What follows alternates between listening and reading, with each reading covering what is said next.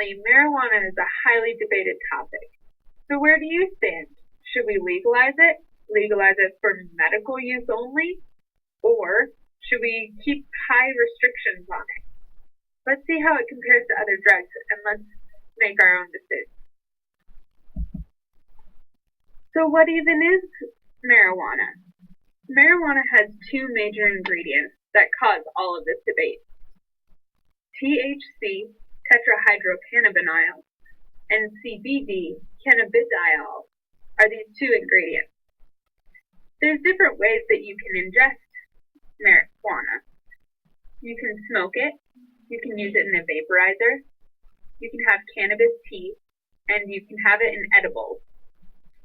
Some forms of marijuana include dry plants, resins, powders, and oils. And some names that you might know it as are cannabis, weed, dope, pot, grass, and hash. Stimulants, psychedelics, cannabinoids, dissociatives, deliriants, depressants, inhalants, and opioids are all major drugs. So let's see how marijuana compares to all of these. First, let's look at stimulants.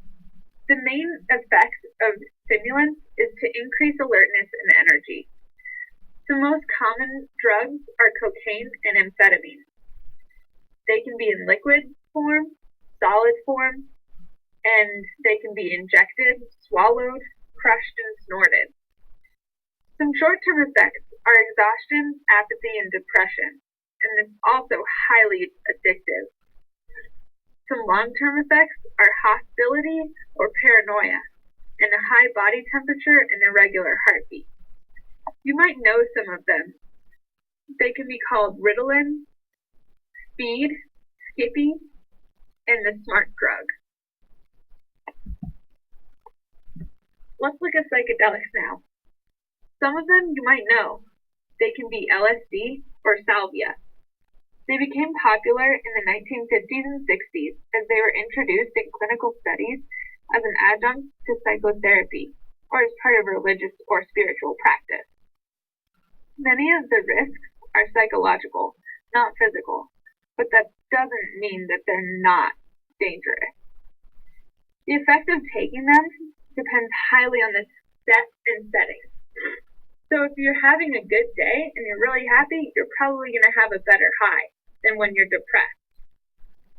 And every use is different. You never know what it's going to do. Let's look at cannabinoids now. Do you see those two major ingredients in marijuana down there? Tetrahydrocannabinol and cannabidiol.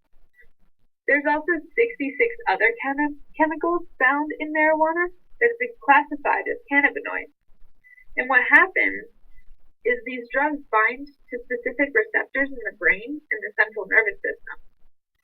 And they interact with these receptors, controlling memory and cognition, feeling and reward, and also pain perception. Dissociatives are next. They mainly distort perceptions of sight and sound and produce feelings of detachment from the environment itself. Some people like to call these hallucinations, but they're not really classified as that. Two major drugs include PCP, phencyclidine, and dextromethorphan. PCP was originally used as an anesthetic. It's a crystalline white powder that can be smoked or snorted or swallowed. It's down below. It causes hallucinations, rapid eye movement, along with many adverse effects such as numbness, slurred speech, and loss of coordination. And in the worst case scenario, it can cause seizures, coma, and death. Dextromethorphan, DXM, is an ingredient in many over-the-counter cough syrups, which makes it highly likely to be used. When taken in much higher doses than recommended, the effects include a range from a mild stimulant effect to a sense of being outside one's body. Side effects include blurred vision and sweating to an increased heart rate and toxic psychosis. Death is not likely due to the vomit-inducing ingredients in the syrup, but it's still not safe. Let's look at deliriums now. They block the action of acetylcholine, which plays an important role in the chemistry of the brain. It does this by attaching to the receptors that acetylcholine usually does. So that means the acetylcholine can't actually bind to them. It's found in plants including nightshade, mandrake, black henbane, and Jimson weed. One of those plants is seen below. It's found in prescription or over-the-counter sedatives and pills for asthma, colds, and motion sickness. Some of the effects include incoherent speech, disorientation, delusions, hallucinations, depression, amnesia, headache, dry throat, loss of motor control, blurred vision, and an increased heart rate and body temperature. Now, let's look at depressants. It's one of the bigger categories of major drugs. What happens is it slows the function of the central nervous system, and it comes in the form of pills, powders, and liquids that can be swallowed, injected, smoked, or snorted. The three major groups of depressants include barbiturates, benzodiazepines, and alcohol. Some of the effects of all of these include slow pulse and breathing, slurred speech, drowsiness, poor concentration, fatigue, impaired coordination, addiction, impaired sexual function, chronic sleep problems, respiratory depression or arrest, and even death. Some barbiturates, known as sedative hypnotics, are prescribed for anxiety and insomnia, and you might know some of them as Amtal, Nimbutol, and phenobarbital. Some benzodiazepines are prescribed as tranquilizers. Among the most widely prescribed medications in the U.S., some of them are Valium and Xanax.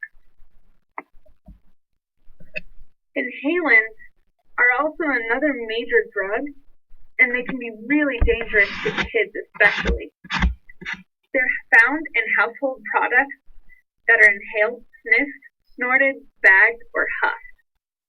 Some of these include model airplane glue, nail polish remover, cleaning fluids, hairspray, gasoline, aerosol spray, spray paint, fabric protector, air conditioner fluids, cooking spray, and correction fluid. All of these can be found in your house. And some effects include slurred speech, uncoordinated movements, dizziness, confusion, delirium, nausea and vomiting, lightheadedness, hallucinations, delusions, weight loss, muscle weakness, disorientation, inattentiveness, irritability and depression, loss of consciousness, and even death in the higher doses. Finally, let's look at opioids. They're medicinally used as pain relievers, and you might know some of them as hydrocodone, oxycodone, morphine, and codeine. Many doctors use these as they're going into surgery or even prescribing pain relievers for at-home use. They're also really addictive, and they can cause a physical dependence. They also can cause drowsiness, mental confusion, nausea, constipation, and a depressed respiration. What happens is they attach specific proteins to receptors that reduce the perception of pain, which makes them a good pain reliever and also a highly effective drug. So after looking at all of those major drugs, marijuana might not seem so bad. Some of the effects, though, include rapid heartbeat, disorientation, lack of physical coordination, depression, sleepiness, panic attacks, and anxiety attacks. And studies have proven that one marijuana joint can cause the same amount of damage, if not more, to the lungs as 5 regular cigarettes, even if those cigarettes are smoked one after another. It's also linked to severe hereditary defects in children when used by the pregnant mother. So can marijuana even be good? It is shown that it doesn't cause long-term cognitive impairment in adults, and it can also be used for many other medical conditions to help treat muscle spasms caused by multiple sclerosis, reduce nausea from cancer chemotherapy, increase appetite and cause weight gain, or decrease nerve pain caused by chronic illness such as HIV. It can help with seizure disorders and Crohn's disease.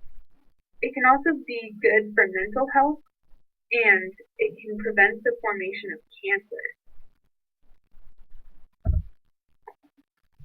Should marijuana be legalized?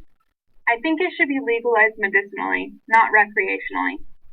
The recreational legalization of marijuana causes regulations to be nearly impossible to enforce, and it can get into the wrong hands very easily and quickly. Marijuana does have some positive effects, but not everyone should be allowed to use it because it is a major drug and it can be dangerous. There should be strict regulations on what it is to be used for, the medicinal purposes, who can use it, not pregnant women and not young people, and how much, so that overprescription doesn't lead to dealing. These regulations would be easier to enforce if the first line of defense was doctors who do the prescribing. This wouldn't eliminate the marijuana problem we have in this country, but it could help keep it out of the wrong hands.